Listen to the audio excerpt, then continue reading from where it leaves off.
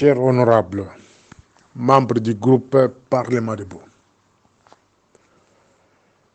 permettez-moi, avant de vous parler sur la situation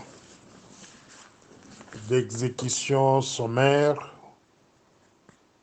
oyo bino nyonso bo talaki na ba réseaux sociaux, bomoni ndenge les militaires de la garde républicaine ndenge bazali koboma bandeko ya biso moko ba congolais, non les rwandais ou les burundais ou les ougandais, mais nos propres frères congolais. Avant nakota en détail,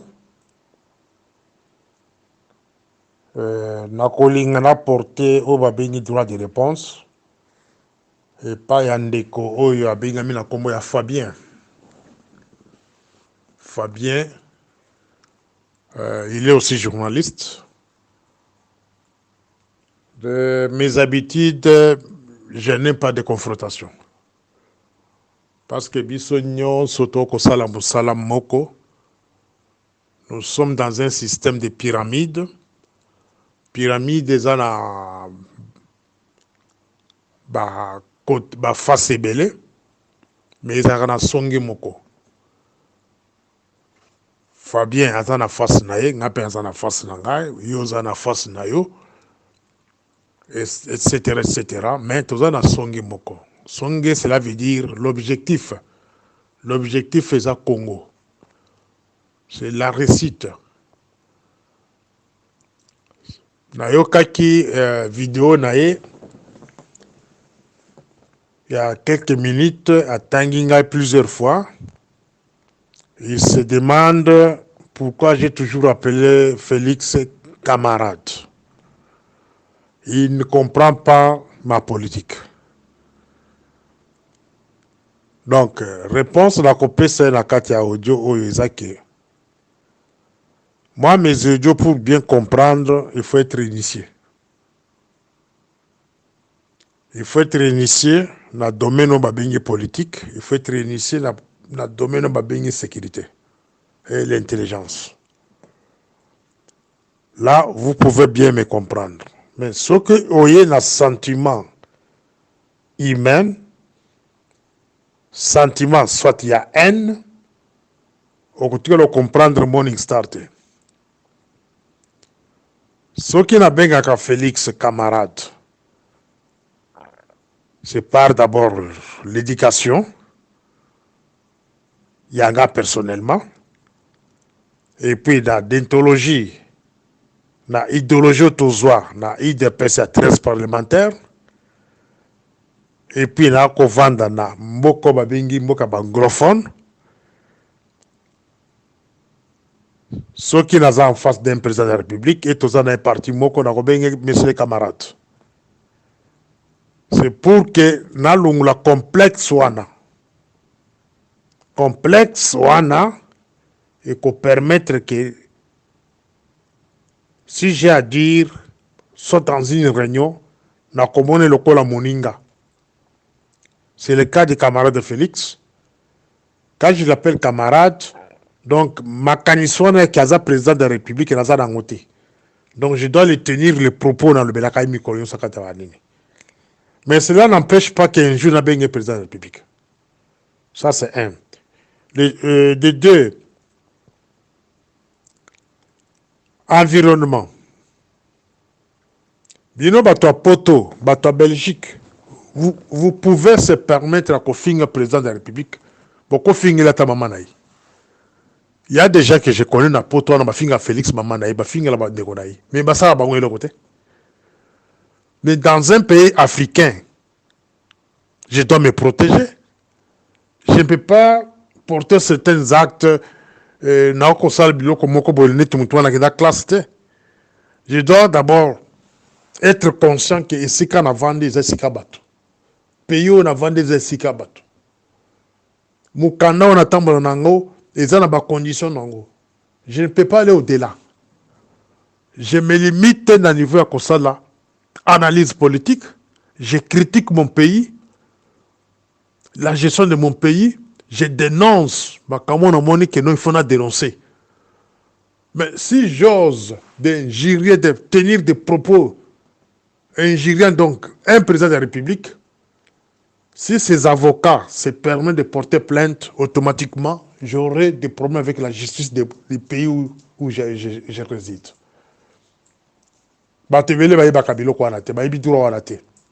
Je me protège. Et j'ai toujours parlé dans mon groupe Parlement debout. Donc tout ce que je parle s'engage le Parlement debout. Je ne passe pas la chaîne de la télévision, tu pas qu'on critique contre le gouvernement. Non, je parle dans le Parlement debout. S'il y a des gens qui vont partager mes audios, c'est à eux de se défendre un jour. Alors, je me réserve le droit de ne pas insulter les autorités de mon propre pays. Mais j'ai le droit de les critiquer et faire des analyses politiques ou sécuritaires pour aider le Congo. Parce que notre objectif, c'est avoir une réussite un jour, avoir un Congo libre et prospère.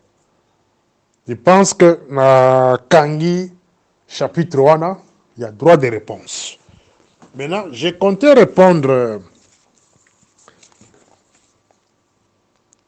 des frères au tourner ma question sur le coup d'État d'hier, soi-disant un coup d'État. Bomonaki lobby Kissa Malanga, Babomie. Et après, il y a une vidéo qui circule. Il y a une exécution sommaire. Maintenant, je m'adresse au camarade Félix. Je pense que le message est comme là. Naïbisa comme mikolo nyonso soki oza na kati ya ba lo groupe ya ba flatter camarade Félix on se retrouver dans CPI. On se trouver dans CPI. Et je pose la question d'abord, le rôle de votre procureur général. Votre procureur général, M. Vondé, soi-disant un coup d'État est salmi depuis samedi. Les lots aux allés, mardi. Toyoki et Sika ont lancé une ouverture. Il y a information judiciaire. Tomoni Angote. Tomoni et Sika, les gens des droits de l'homme, basali communiqué à ta moko, il y a condamné. Ba acte ya ba exécution sommaire, il y a bazo kobuma batop, abu portant, bato ba kanyi bango, sans armes, sans mbeli, ba kobuma pe ba ko filmer, batango banani, les gardes républicains. Dans un pays qui se dit démocratique, chers amis, soki bokangi mutu, même s'il s'agit d'un criminel, mutu wana aza droit na justice. Ata soko kangi mutu na ndako na yo, ati koboma mwana na yo, eka banda kokima libanda bato mosusu libanda bakangi ye, oza na droit koboma mutu wana te, même si tu es armé. Aussitôt baso bakangi ye, ba maîtriser ye, toi tu n'as pas le droit de tuer cette personne-là. C'est le cas de nos militaires. Il y a garde républicain. Il y a la guerre à l'Est. C'est à l'Est. Et ce qui a bolingombo qui se biceps. Bato bino bo kanyiwana. Ceux qui bo talibi, la plupart sont des civils. Bato bozo ko exécuté. En pleine journée. Bo kanyi bato bozo la kati ya bato. Mais bo ko bomba wana kati ya bato. Et ça la maraté. Les lots tozo komona. Les premiers ministres israélites. Mais c'est Benjamin. Il y a un mandat d'arrêt de la Cour pénale balancé. C'est pour le genre des actes.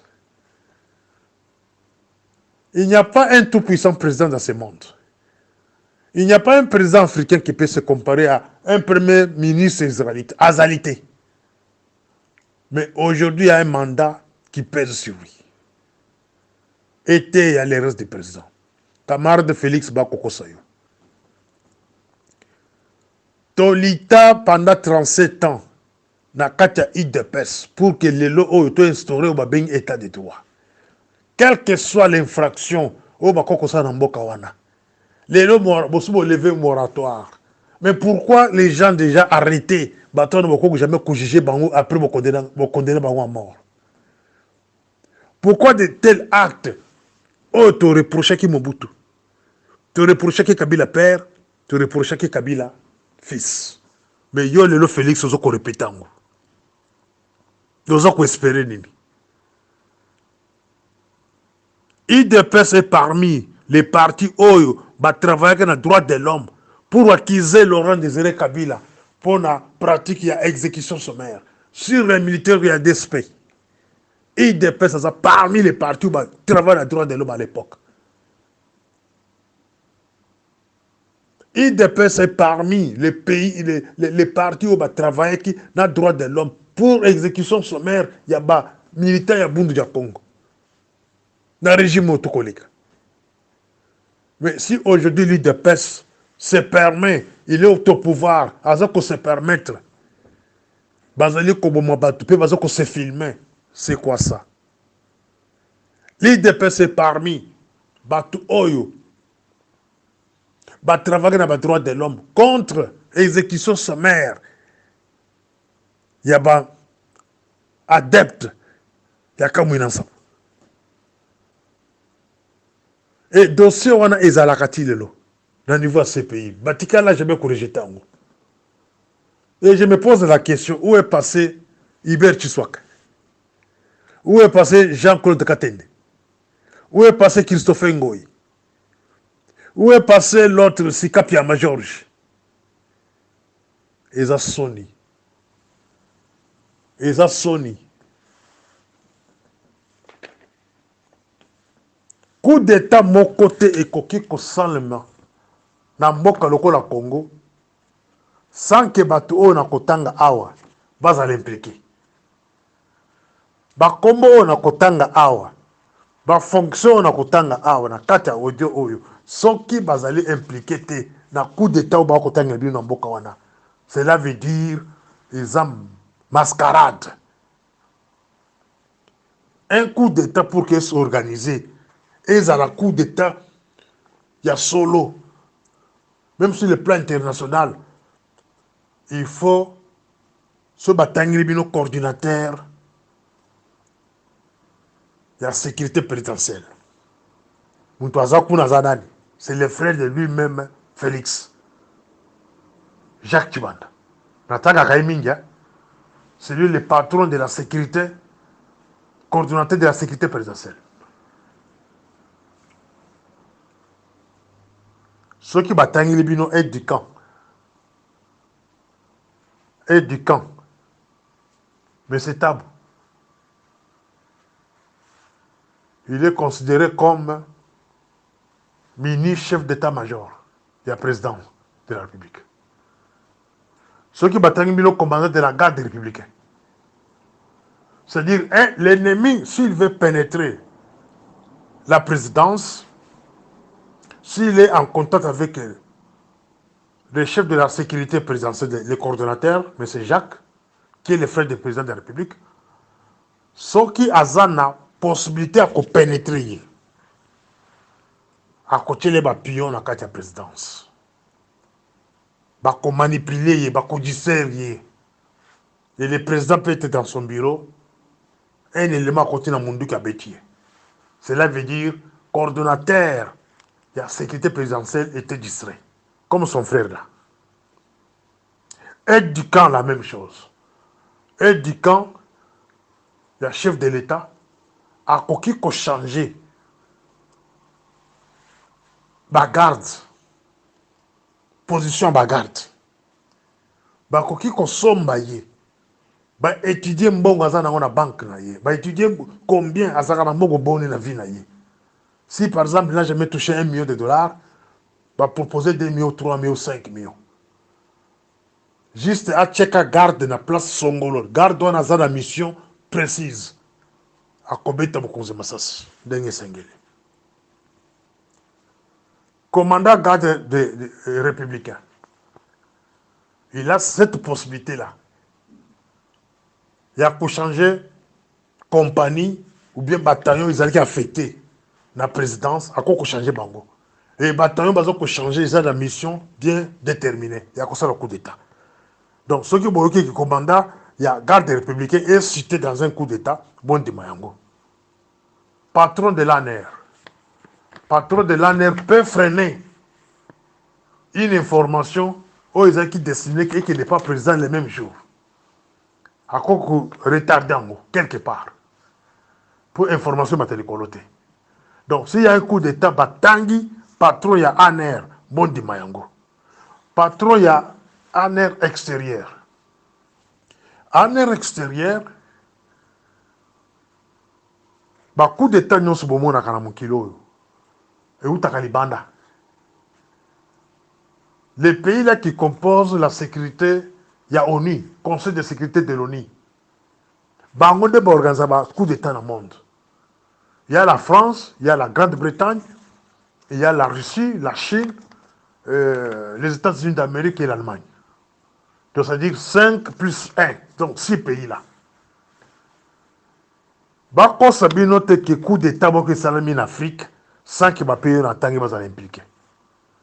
Même au bako le belebino que américain américain ça la coup d'État monter la bombe qui doit plus en noter. Les Américains si ils veulent faire un coup d'État ba ko procéder dans bateau na ko tangela bino. Ambassadeur américain aux mboka wana azan attaché militaire azan chargé ya contre-espionnage azan kati ambassade wana.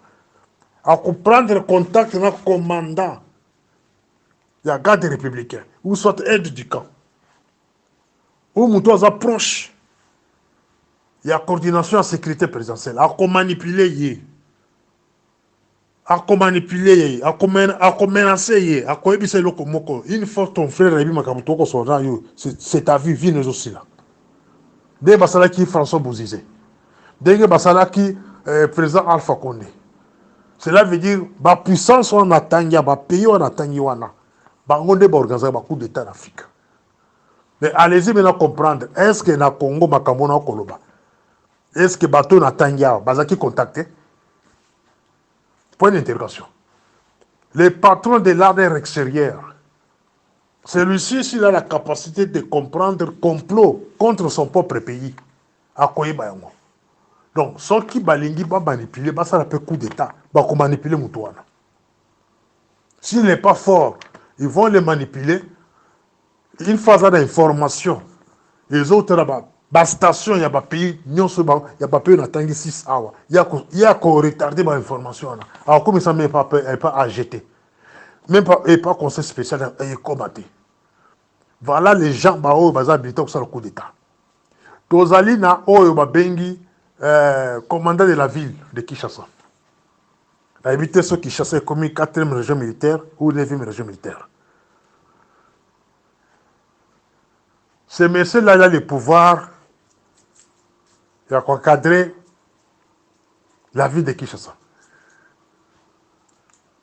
Bon, mon qui avant Babo Laurent de Zéré Kabila, des armées qui militaires, il y a ville de Kinshasa. C'est-à-dire, Moutouana Yebaka, événement Mokwe Kosalema. Bon, comment on va parler des armées militaires, on va point chaud, parce que des armées bango. Posez-vous la question, est-ce que bon, mon qui événement dans la ville de Kinshasa? Avant samedi ou dimanche, bon, mon qui va des armées militaires? Non, cela veut dire que les commandants de la ville de Kinshasa sont informés. Même le commandant de la police de la ville de Kinshasa. Moutoumoussou, c'est la DEMIAP, la sécurité militaire. Ceux qui t'ont comparé bah, rapport de service, il y a des MIAP. Tous les cas, il y a semaine il y a lundi jusqu'à samedi. Bon, vérifier dans le rapport, ceux qui vont le beaucoup d'État. Parce que, et là, comment vous avez ça qui va servir à l'attaque au courant. Donc, si l'ennemi veut organiser un coup d'État, il doit passer par ce service que j'appelle la DEMIAP. Les renseignements militaires. Bango, mon renseignement militaire peut désorienter Mokonzi Mboka. À quoi qu'on dit sérieux, avec une fausse information. À quoi qu'on peut cette information, le coup que non, à la vie de Kinshasa, il y a l'insécurité pour vous, selon les rapports qu'on a basé attaque militaire.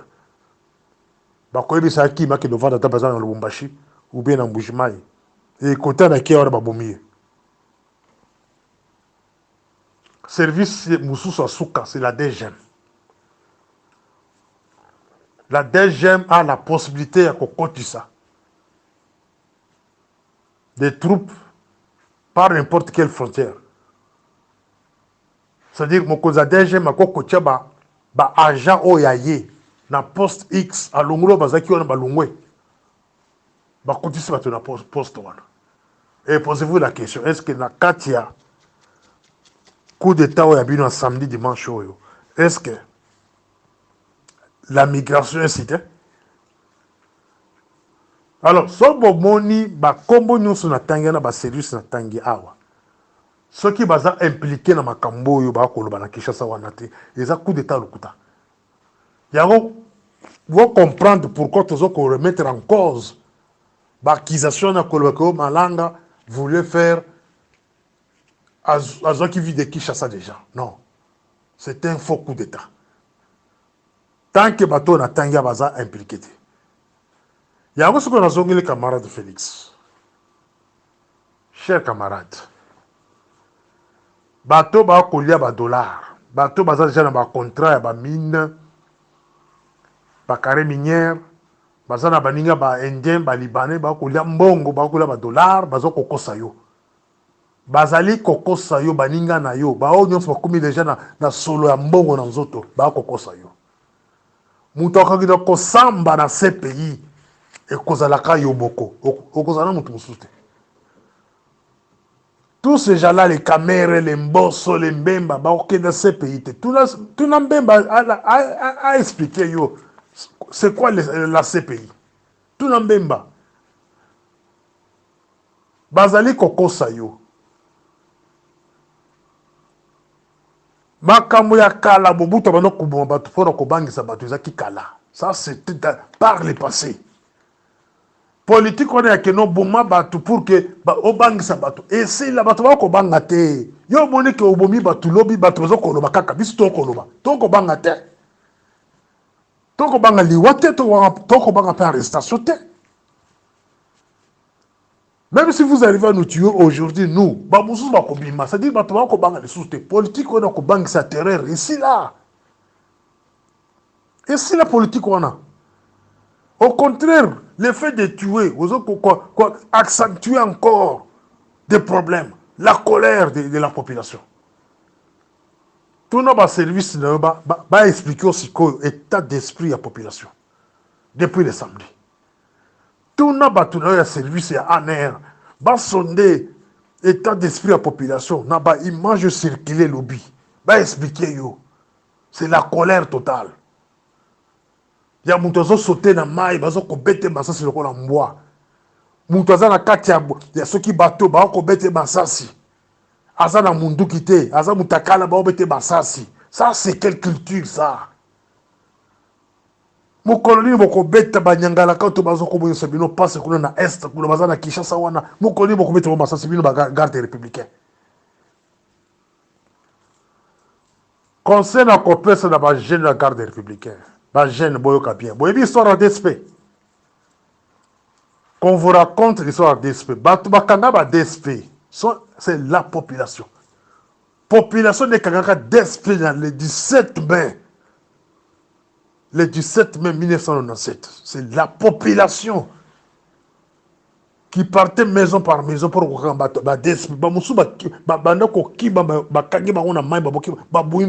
c'est la population zaïroise à l'époque. Pourquoi? DSP n'avait pas une bonne collaboration avec la population. Vous aussi, comportez-vous bien. Ne considérez pas la population comme ennemi nabino. Bokozanga ici kakokimela. Ça c'est bon exemple qui vous parle. Bokozanga ici kakokimela. Donc bakokanga bino na maboko na mboka wana. Cherchez à harmoniser vos relations avec la population. Oyo bobandi sikoyo yango te. Parce que bato bino bokangi wana balinga bamisala ba prisonniers de guerre. Soi-disant de guerre. Le procureur ou bien l'auditeur général devrait ouvrir l'information judiciaire sur le coup d'État, soi-disant. Et bato bino bokangi balinga basambisa bango. La population a le droit à koyeba. Pourquoi bato wana balinga basala coup d'État? Nana tindaki bango na moment wana. Et le moment où balinga basala coup d'État, le chef de l'État était quelque part dans la fête. Balinga balade na fête na bakobete masasi kuna. Ba créer des ordres qu'on est en zobi mo babete masasi. Mais comment bâtir que chef de l'État c'est Kazala qui n'a place bon yebana? Bah qui n'a parlé de la nation pendant que kuna mutazala quitté. Et ce qui est curieux c'est quoi? Soldat mon côté Zalaki wana. Et avant qu'il n'a parlé de la nation, baloué par Kamere. Comment expliquer ça devant la population? Voilà la raison au Sengi que nous bateaux bino bokangaki. Il faudrait batouana d'abord balika na jugement. Basamisi bango procès public to yiba vérité za wapi. Mais le fait anticiper liwana bango, ça prouve que vous cachez quelque chose. Batouana sont des jeunes recrutés, ça c'est mon interprétation. Sont des jeunes recrutés, entraînés dans le but de commettre forfait ou quelconque, et forfait on est simbité, il y a un exécuté bango, malem. Et en plus, règlement des comptes, ceux qui toyok à la kate, dans la situation modèle à Boye, si la justice n'existe pas, vous allez commencer à citer les gens, même les innocents, baboumi bango na compte, il y a un faux coup d'État. C'est ça, c'est que Morningstar refuse. Il faut que le procureur général et l'auditeur général, bah formula, oh tu as une information judiciaire, faut trouver la vérité. Et la cinquième condamnation, arrestation immédiate, il y a soldat ou yazo ko pesa ordre ba ko exécuter bato. Il faut bakanga soldat wana. Bango nyos bakanga bango, na chef na bango bakanga bango nyos. Qui nous disent combien ils ont exécuté. Parce que ces gens-là n'étaient pas armés. Ces gens-là n'étaient pas armés. Et ils n'étaient même pas dans une position de défense. Bon, on a la deuxième audio. Morning Star. Cher honorable, ça c'est mon deuxième audio. Au premier audio, la qui nombre à différentes autorités. Il y a différents services, ceux qui basali cités ou bien impliqués dans un coup d'État. Coup d'État ou en solo. Mais ce bon coup d'État, on a tangi Kiawa, on a tangi garde républicain, on a tangi aide du camp, on a tangi chef ANR, on a tangi coordination présidentielle, on a tangi des MIAP, on a tangi migration. On a tangi ceux qui sont impliqués dans un coup d'État, boye bakeko salema. Mais là, dans l'ingénieur répondre, bon, tout le monde a bien en privé. Elle a dit que non, qu'est-ce que toi tu racontes? Parce que les Américains sont impliqués. Moi, j'étais mon toit comme mon côté. Quand les Américains sont impliqués dans un coup d'État, ils rattaquent. Les Américains utilisent au Babingi SIA. Bazana Bajan a SIA partout. Même devant Félix Oazan Bajan a SIA. Moko tinda kai mingi banda. Aza agent ya SIA. Bajan SIA baza pena Bajan na bango na kati ya présidence. Bazana Bajan na bango na kati ya armée. Bazana Bajan na bango na kati ya ANR. Bazana Bajan na bango na kati ya migration. SIA contrôle le monde. Bazana miso partout. Ata o bolinga bo inquiété mikolomi balo soki a bongo. C'est parmi les agents d'abattoir. Alors, faites attention. Si l'Amérique veut faire un coup d'État, à quelque part un Malanga. Malanga, c'est un drogué. C'est un drogué, un détraqué. Bakamondo, Kosalisa, Bakamabatu, Yabala, Balabala. Et les gens normaux, bah, quand jamais qu'on a montré des guanatés. Et j'étais étonné comment on est dans le milieu, moussos, quand t'as passé par là-bas. Je ne sais pas, hein. Envoûtement. J'ai vu un grand sorcier, un monseigneur là, un grand sorcier, conseiller à pape, en matière de sorcellerie, à Zoko, qui a mon lumière sur lui à cause de la présidente de la République. T'as la place à Souki Lelo. À cause de la présidente de la République, on a en faire. Hein? Alors, je disais que, pendant qu'on le met la macambo coup d'État, n'a consisté dans point makasi. Les Américains, c'est vraiment ça le coup d'État, bah, ils étudient d'abord le système de sécurité en Boka. Bah, étudier le système de circuit d'information. Bah, tout ça, la sécurité, bah, il circuit d'information. Comment l'information circule dans la sécurité avant comme pas chef de l'État. Alors, dans la question, nous avons un forum, bah, expliquer, Nana Zaka bénéficier de la souka d'information, il y a ANR, il y a des MIAP, il y a des services spéciaux. Et les cacarabas portent bonne avant que pas dans les camarades de Félix. Est-ce que camarade de Félix a tanga kago? Est-ce que son conseil spécial après c'est que orientation? On a des questions non côté la conscience à bien bateau beaucoup quoi attaquer en privé. Qui est dans la haine sur Félix. Na bateau ba kolobake. Si moi j'étais nommé quelque part, j'allais commencer à travailler et puis j'allais avoir de kimia. Non, on va de kimia. Demandant à mes collègues, au Baïbinga, il n'a pas né 97, 98. En 2000, bah, transféré à Bissou dans la cour de sûreté. Toujours pour le même comportement. Il y a Kousouleva Kabatou. 31 agents, nous étions transférés dans la cour de sûreté. Dans la SANEF. Bah, Moussou Bazouaka, asile politique, pour Nayango. Tobangate. Plutôt en 2001, Kabila a tout au pouvoir. Vous devez comprendre que Bisso, toujours ça, la politique était pour le pouvoir. Et puis, l'environnement pour camarade de Félix Azoko vivre le lot, moi je ne peux pas l'approcher. Je ne peux pas l'approcher, je ne peux pas prendre ces risques-là. Et si j'ose de l'approcher, c'est la fin pour moi. Bah, on va approcher Bazawapi. On a répondre, murmurer sans intelligence, non. Donc, si on lui donnait les postes, c'est un déçu. Moi, je ne suis pas un déçu. Bisous, tous les bateaux, tant que pouvoir, ils ont mis. On allait se retrouver quelque part. Mais sauf que se retrouver, c'est la volonté de Dieu. Dieu n'a pas voulu que Bissot tout au coup fois. Bah, oh, bah, ouais, là, qui va kena. Et puis, tu as maïele. Combien de personnes, combien de fois, parce que contacté, on m'a déjà contacté à 3 reprises pour que la région de Félix. Pas le bateau à l'écolo, hein. À 3 reprises. Je préfère vivre avec la souffrance que là qui n'a qu'au fanatique qui va n'anga bazana mamike. Bazana besoin n'angai. N'akanyi na parenthèse wana. Les Américains ceux qui baligi basa la coup d'état ba étudiaka système de sécurité en bokanabino. Le système ya mbokanabiso dans le système de défense en bokanabiso est trop faible. Trop faible.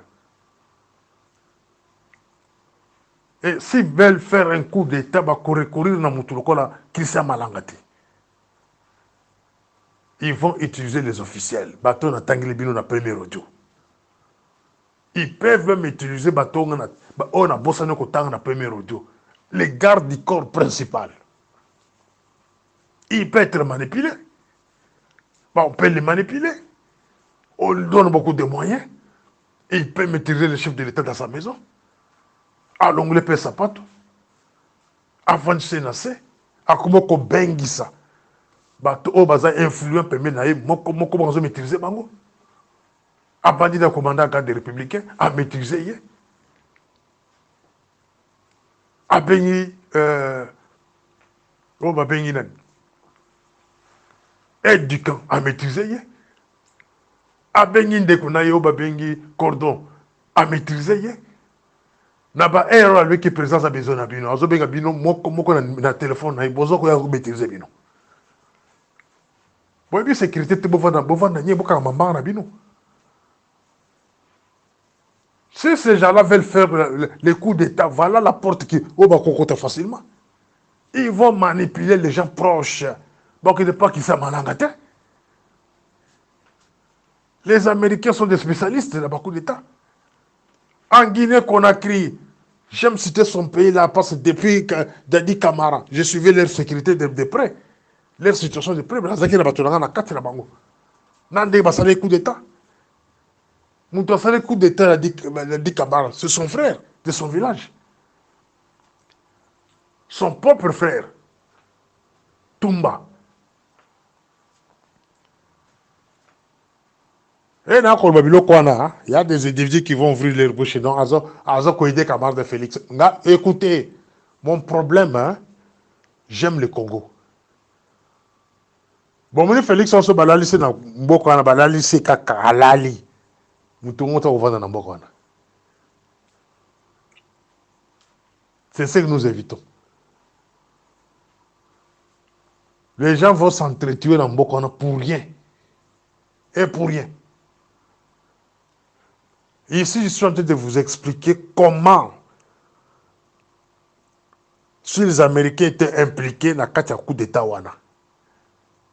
façon il y a Salema.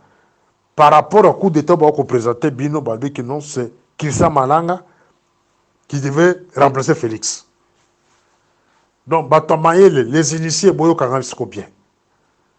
On a coupé Sabino, c'est ça la forme des Américains. Na ba français.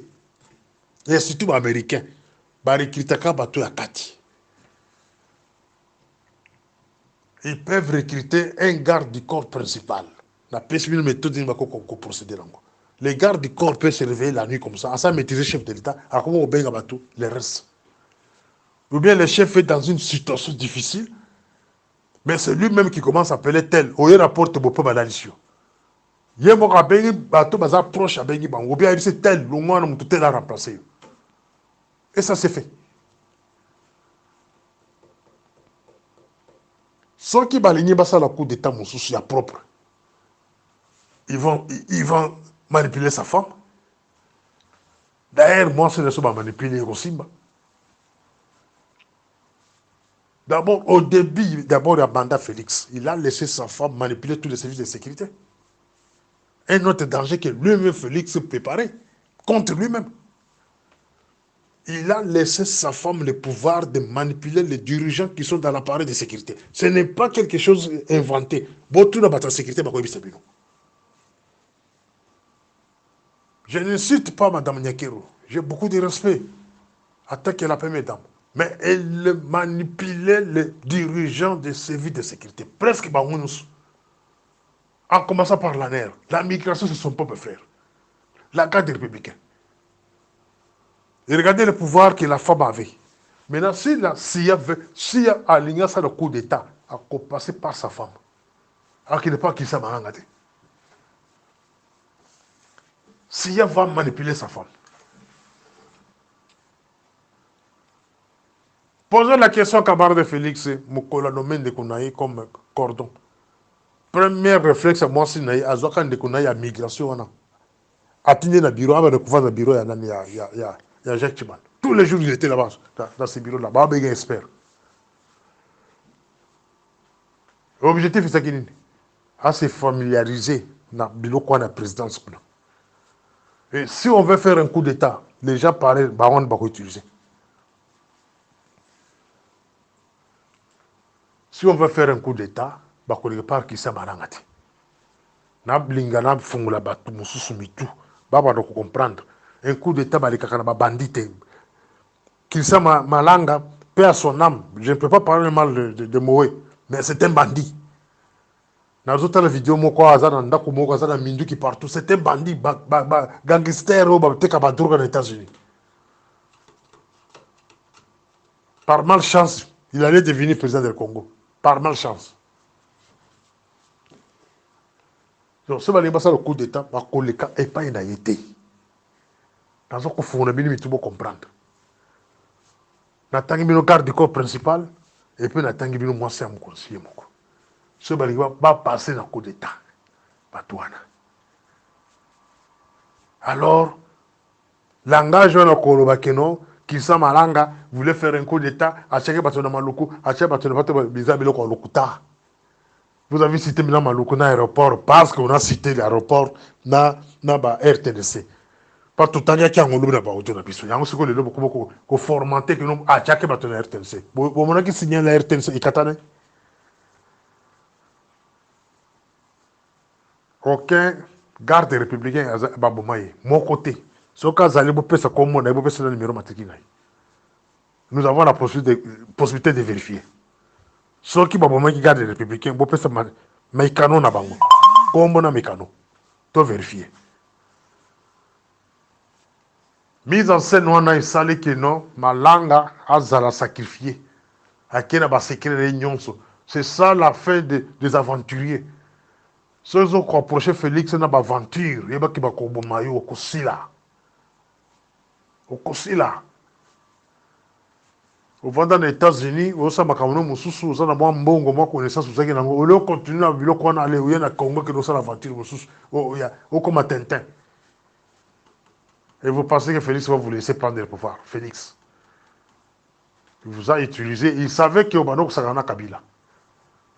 Au Sakana Kabila, c'est depuis 2010 que le service Bano Kouloukisayo. Depuis 2010. En Afrique du Sud, le service Sabissou Awa, à l'époque, fichier ne bano ko circuler bano ko lukisayo en Afrique du Sud. Et vous pensez que le système au Félix Azali est un système yaye, est un système naïte, est un système qui a coûté ses places a hérité système a coûté ses places au continent nango. Ba ennemi ya Kabila lobby seront exécutés par Tshisekedi, par Félix. C'est ce que vous oubliez. Tous celui-là qui avait fait mal à Kabila, à la militaire, à la civile, il sera exécuté dans ce système ici. Parce que c'est là.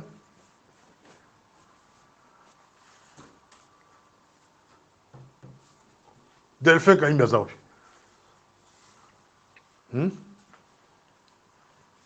Okende Yazaoui. Chéribé Okende Yazaoui. Ouelo. Ouelo Yazaoui. Ce sont les gens qui avaient des antécédents avec Kabila. Mais t'as l'air de voir, on passe les Gokoma. Et garçon, on peut, ceux qui, Christian Malanga, il avait des antécédents avec Kabila. Kabila avait échoué à Kobomaï. Tal s'est passé à Souki.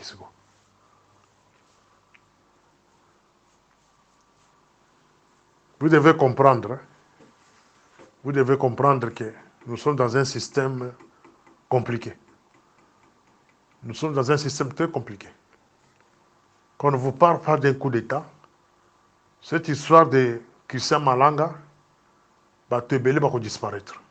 Peut-être na butu lelo neto ko sola bino boye. La plupart parce que kangi bango, ba ko ma bango ba to ko ba pe pas ba kete. Ba musubu ya ko juger bango pete. Ba ke bazwe nanda kunaye ba fait disparaître. Et belé. C'est un truc créé dans le but de forcer certains individus au bas de déranger le pouvoir. Il y a Katia Mboka.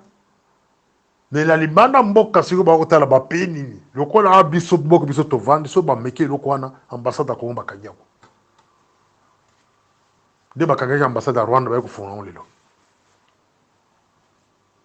Système criminel caché dans le milieu des diplomates, Afrique du Sud, c'est Ibiango.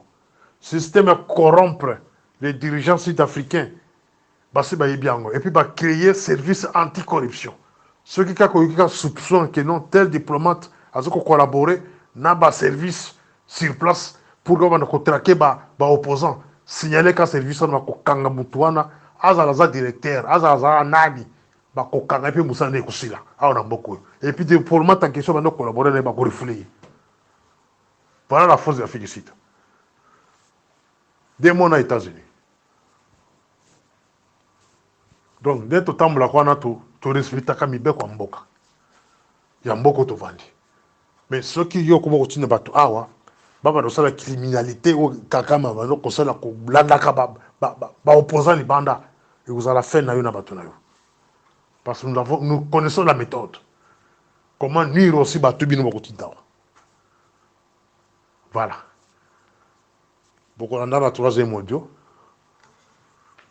pour on a détaillé bino comment un coup d'état peut se réaliser en silence.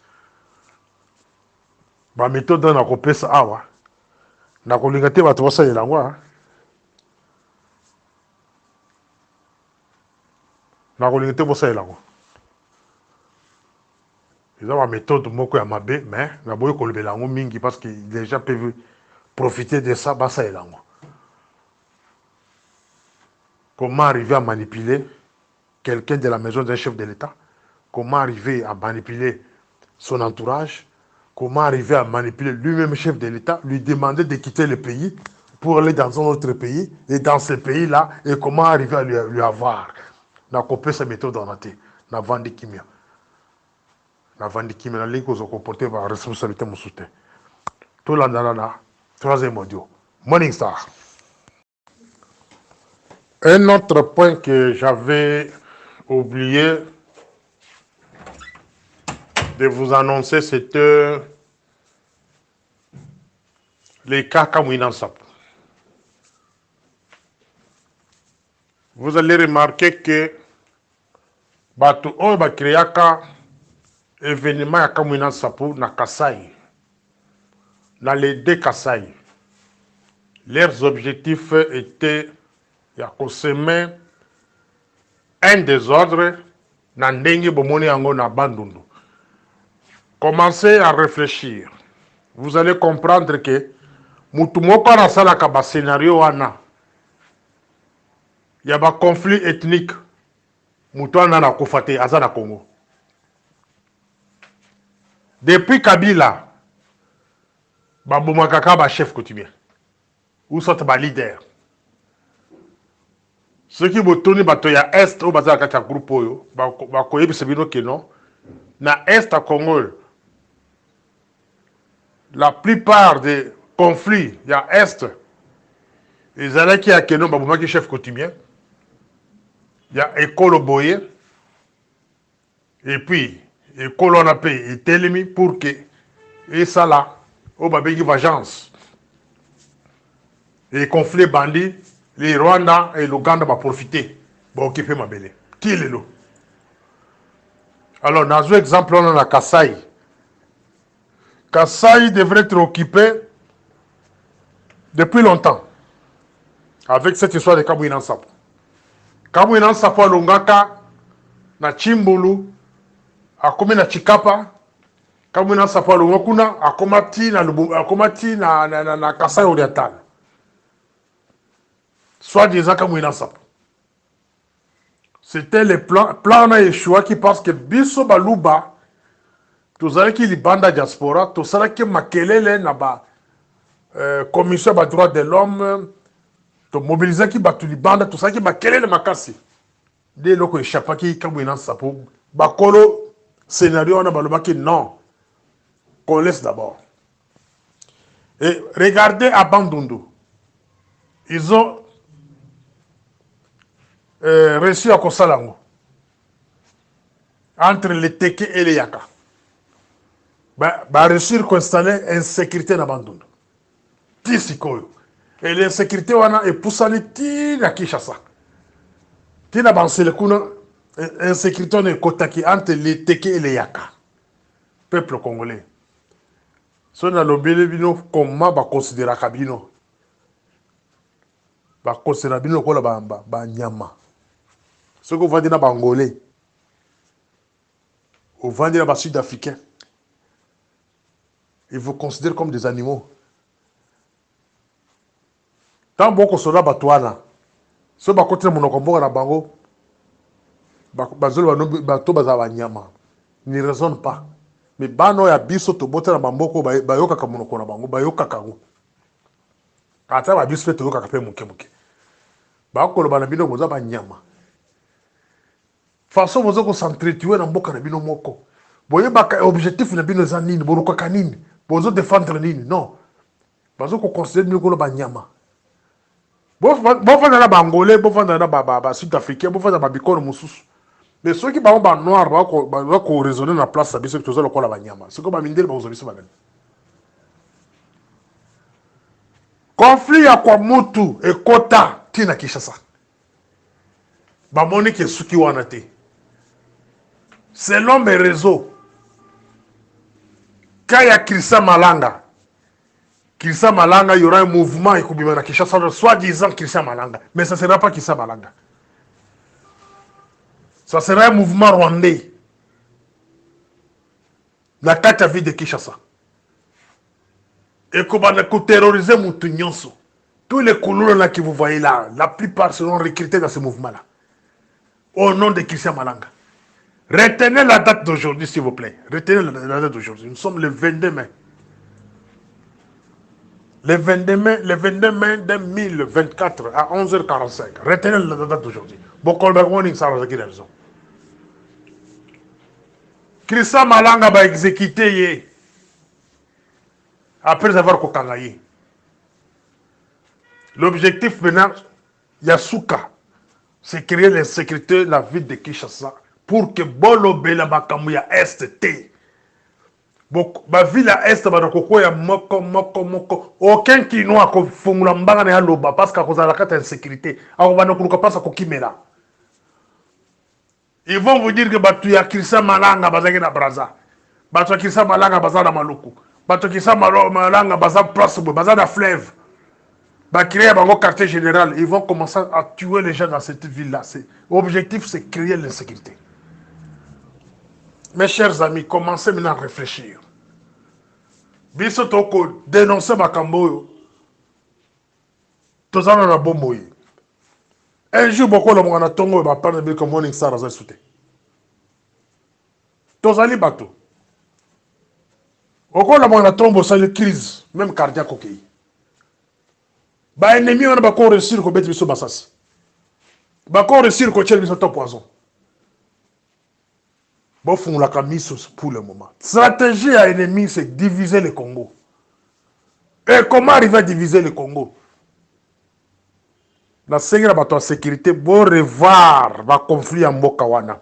Et bandaka ndenge nini eza na niveau nini. C'est ça musala la sécurité. Aner la sécurité militaire commence à revoir. Bon, c'est la révision. Dans chaque service de sécurité, il y a ce que nous appelons la révision. Il y a ce que nous appelons évaluation des faits. Bon, dans le conflit à Est,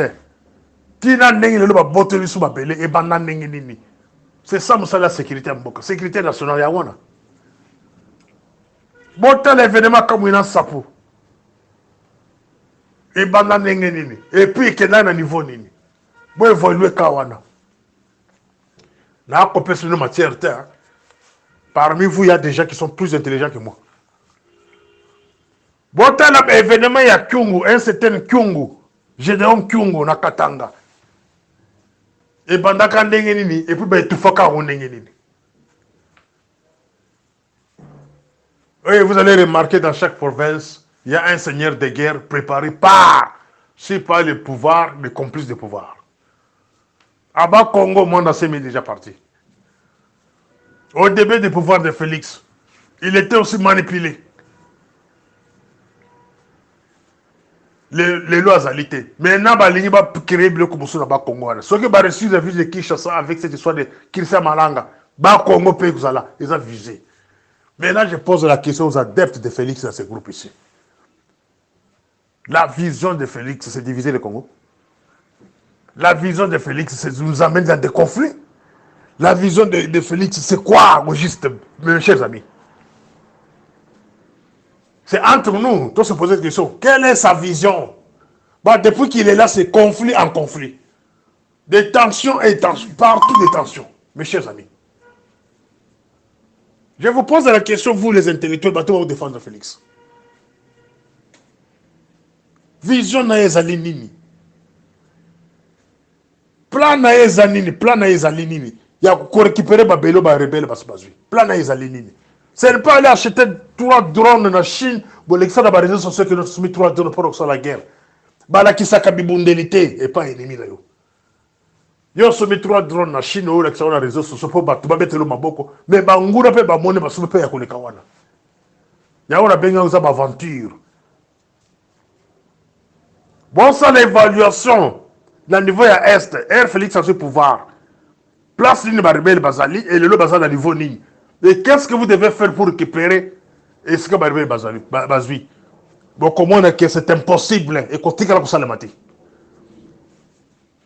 Maintenant, il vous prépare une distraction permanente dans le niveau de Kinshasa. Il vous prépare un conflit permanent comme à Bandundu dans la ville de Kinshasa. Les Kinois, préparez-vous à Kokimaka. Préparez-vous parce que vous n'aurez plus la paix dans cette ville-là. Makamya Kilsa Malanga Oyo, Bazon loko l'étiquette, Bakozaka Kombo wana, mais si ma Kilsa Malanga bako créer ba milice, ba on a bango, dengue ba créer déjà ba milice ba province sous. Retenez la date d'aujourd'hui, Bokoloka Morning Star avait raison. La Kosenga na ba leader à Kinshasa, Banakin, Botelema. Bon se laisser manipuler tel makamwa Kilsa Malanga Oyo. Bon, se laisser manipuler, connaissez bien que nos mouvements, qui sont malanga et bimi na maloko. Et bimi na place boy. Bon, retenez ma comme on le bino. Et dans cette distraction-là, dans cette division-là, c'est là que Félix va régner. Nabatonaï. La politique de diviser pour mieux régner, c'est ça. Donc, va créer les chaos partout. C'est ça même la vision de Joe Biden, le président américain. À ça, le livre moko commis la stratégie du chaos. C'est créer les désordres partout. Maintenant, il y a combattre des autres. C'est ça la stratégie Oyo dans mon Félix Akosa dans Congo. Créer des troubles partout. Maintenant, lui va se mettre dessus des troubles là. À corrigner la licola de troubles. Ça, c'est du satanisme. Pire. C'est simple. Il y a un moment Moïse Mbiye. Dans les nabos, on a point Oyo. Moïse Mbiye a organisé concert, il y a envoûtement dans le stade de martyr. On vous a encore envoûté de nouveau, vous les Congolais, les Kinois. Envoûté bino parce que loko Kilsa Malanga Zakoya. Vous êtes déjà envoûtés. Si vous ne priez pas, vous êtes déjà envoûtés. Sous envoûtement, il y a concert samedi wana. Il faut commencer à vous massacrer. Les mouvements vont créer un beaucoup de Kilsa Malanga, ceux qui nini. Il faut commencer à vous massacrer. Entre vous-même, vous allez comprendre. Parce que jusqu'à présent, même il y a des intellectuels qui prouvent que le Makamon est solo. C'est sous l'envoûtement, il y a Milinga. Voilà. C'était mon histoire. Sénateur Poutine, ce que je vais te demander, mon jeune frère, c'est rester loin de ces dossiers. Vous allez dans les fanatiques envoûtés, vous croire jusqu'à présent. Mais les fanatiques, il faut que la lobby disparaître. Ça, c'est un dossier sensible. Dossier à lobby, il y a Christian Malanga. Il y a qui intellectuel. Il y a améliorer l'intelligence en tant qu'intellectuel. Na o ba bengi bumbafu na kibumbafu kiwelewele bolole. Donc dossier o ya Kisa Malanga. D'être comment on va vraie justice dans mboka wana na ba faux mais plutôt ba vrai juriste na ba faux juriste. Na dossier oyo. Na poser bino question. Quelqu'un qui est accusé de fomenter un coup d'état. Il n'a pas droit à la justice. C'est ça l'IDPS. Hein? Etienne Tshisekedi, Liao, Kibasa, Wankem, Kyungo Koumanza, tous ces gens-là, il faut qu'ils aillent vite comme ça. Donc c'est ça l'idéologie de l'IDPS. Transer ton pouvoir. Bakangi Batou, soit disant qu'il n'y a pas Jésus, Jésus, début qu'on massacre, non, même Batou, Jésus sur la croix, papa. Vous voulez considérer Félix comme qui? Zambé, mes chers amis, ça m'énerve. Donc, vous voulez considérer Félix comme un dieu. Une machination, moi, il m'a cassé, vous avez une machination.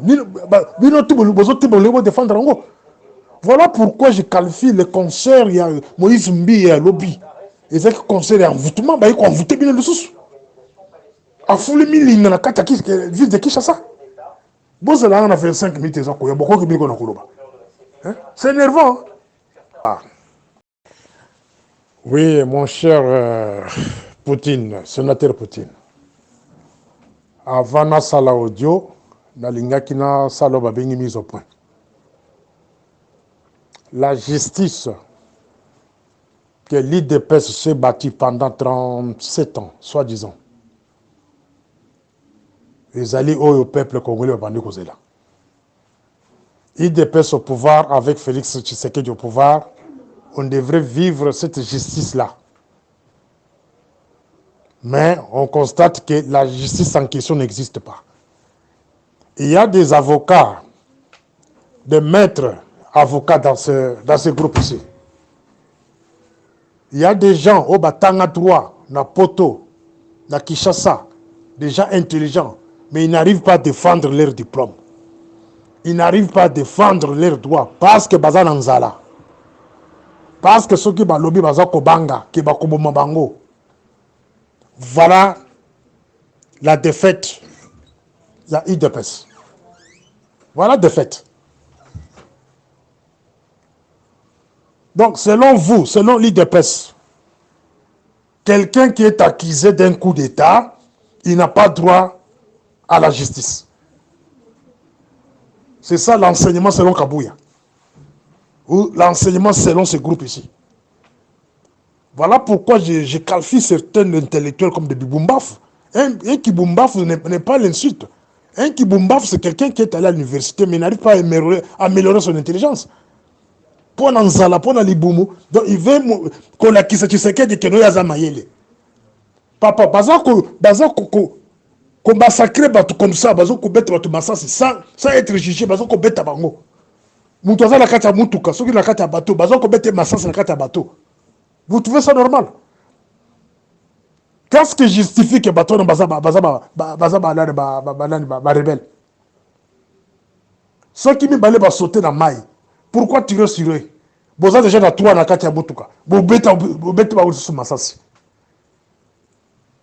Ce sont les preuves possibles. Oh, Moni le premier ministre israélien va porter plainte dans ce pays et puis balancer mandat d'arrêt sur lui.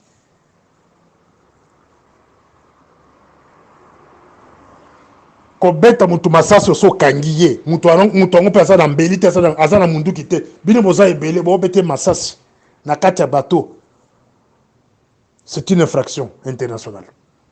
Ceux qui mutu asala droit na kati ya groupe à défendre le kona koloba alba ke na faute boza la na audio na ko sala 25 minutes nde boko ki biloko na koloba kati kuna. Mon cher Poutine, ozali ko sala soni. Il y a parti au Babengi IDPS.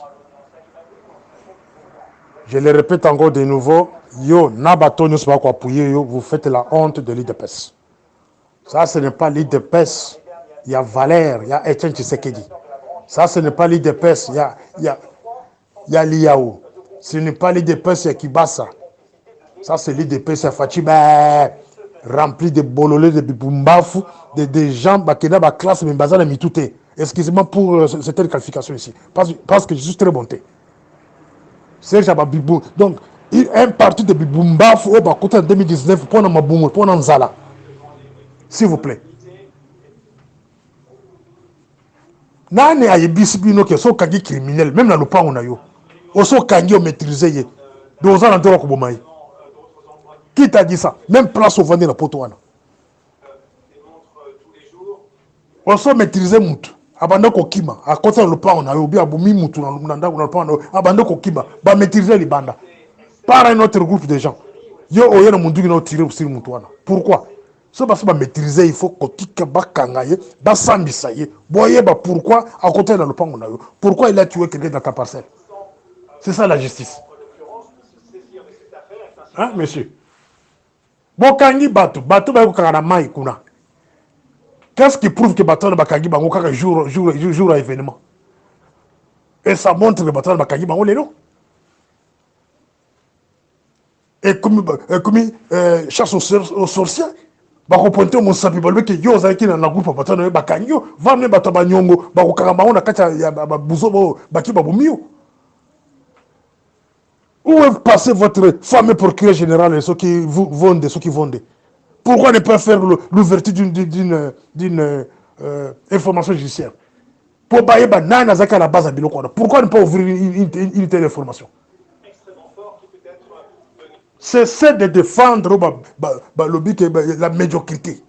Vous dites qu'on défend la médiocrité, mon cher. Vous faites la honte. Tu sais qu'il n'y a pas de gens de l'aider. Azan a battu ça, ça a été.